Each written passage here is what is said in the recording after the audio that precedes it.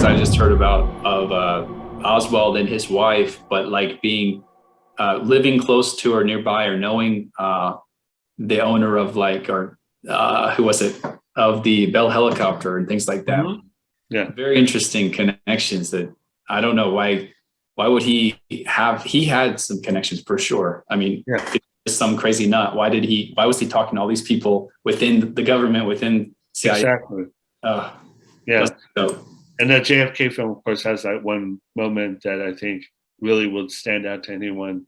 Is with Donald Sutherland's character is basically Mr. X. Mr. X explains to Jim Garrison, played by Kevin Costner, that there was a headline an hour before. Yes, in Australia, right? In Australia or New Zealand, that lone gunman kills American president, and there's also a parallel event in England where someone called 20 minutes before he was shot to a newspaper and said, "Be ready, it's about to happen," and basically predicts the whole thing as well. There's all kinds of weird stuff around.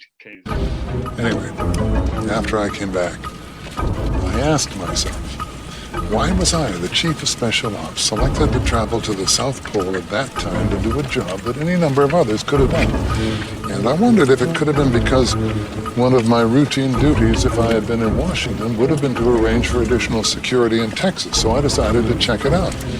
And sure enough, I found out that someone had told the 112th Military Intelligence Group at 4th Army Headquarters at Fort Sam Houston to stand down that day over the protests of the unit commander, Colonel Reich. I believe it's a mistake. This is significant because it is standard operating procedure, especially in a known hostile city like Dallas, to supplement the Secret Service. I mean, even if we had not allowed the bubble top to be removed from the limousine, we would have placed at least 100 to 200 agents on the sidewalk without question. I mean, only a month before Dallas, UN Ambassador Adlai Stevenson spit on and hit. There had already been several attempts on de Gaulle's life in France.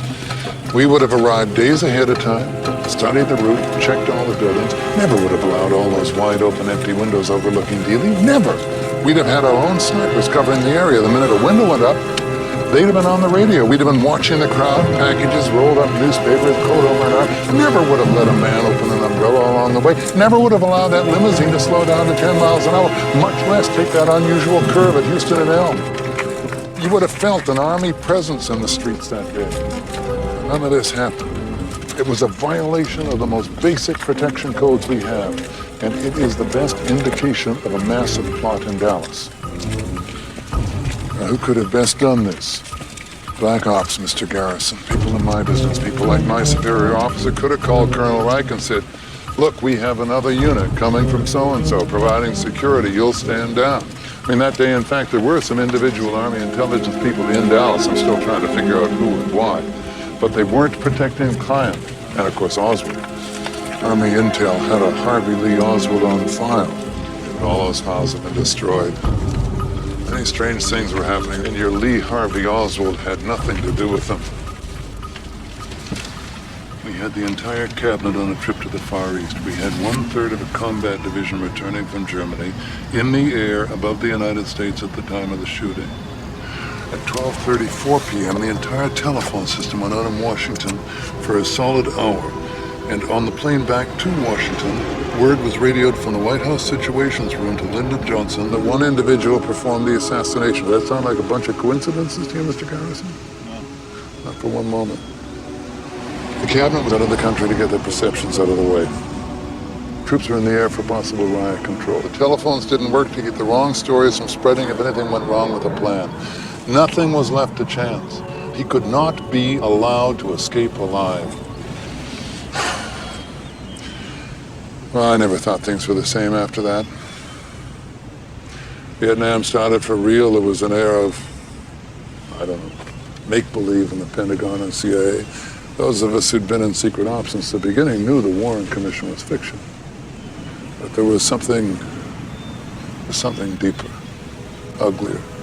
I knew Alan Dulles very well. I briefed him many a time in his house. But for the life of me, I still can't figure out why he was appointed to investigate Kennedy's death, the man who had fired him. Dulles, by the way, was General Wyeth's benefactor. I get out in '64. resign my commission.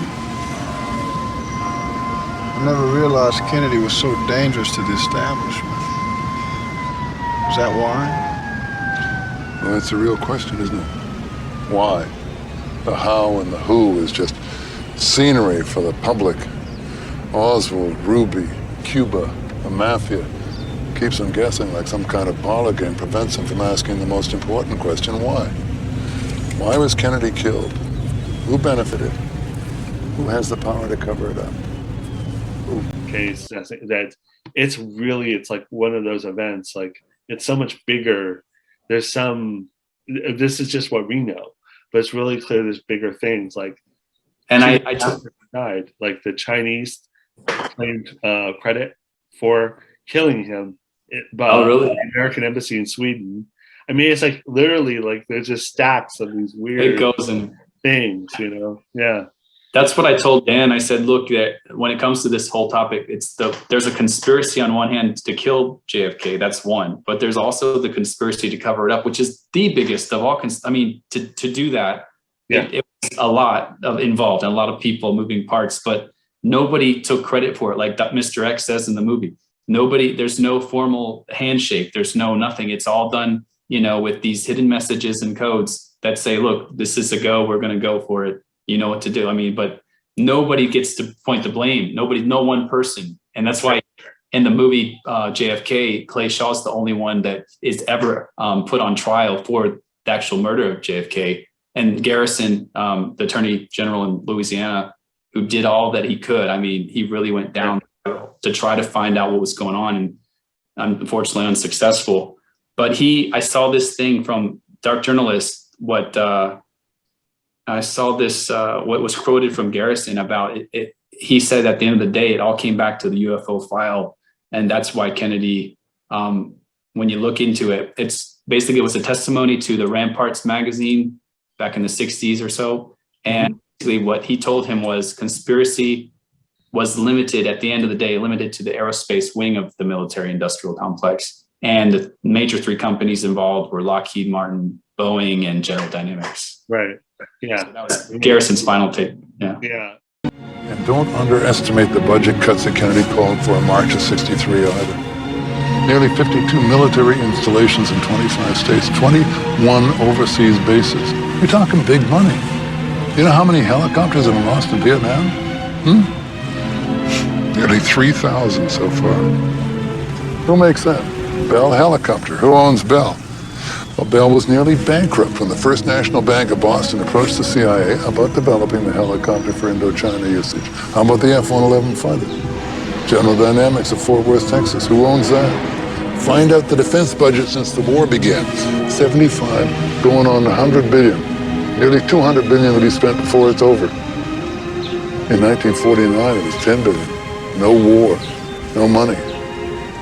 The organizing principle of any society, Mr. Garrison, is for war. The authority of the state over its people resides in its war powers. And Kennedy wanted to end the Cold War in his second term. He wanted to call off the moon race in favor of cooperation with the Soviets. He signed a treaty with the Soviets to ban nuclear testing. He refused to invade Cuba in 1962, and he set out to withdraw from Vietnam. But all of that ended on the 22nd of November, 1963. As early as 1961, they knew Kennedy was not going to go to war in Southeast Asia. Like Caesar, he is surrounded by enemies and something's underway. But it has no face, yet everybody in the loop knows. I think it started like that, in the wind. Defense contractors, big oil bankers, just conversations, nothing more. Then a call is made, maybe to someone like my superior officer, General Y. Yeah. We're going. We need your help. When? In the fall. Probably in the south. We want you to come up with a plan. I can do that. Everything is cellularized. No one has said he must die. There's been no vote. Nothing's on paper. There's no one to blame. It's as old as the crucifixion. A military firing squad. 5 bullets, 1 blank, no one's guilty. Because everyone in the power structure who knows anything has a plausible deniability. There are no compromising connections except at the most secret point. But what's paramount is that it must succeed. No matter how many die, no matter how much it costs, the perpetrators must be on the winning side and never subject to prosecution for anything by anyone. That is a coup d'etat. Sure, but nothing actually been always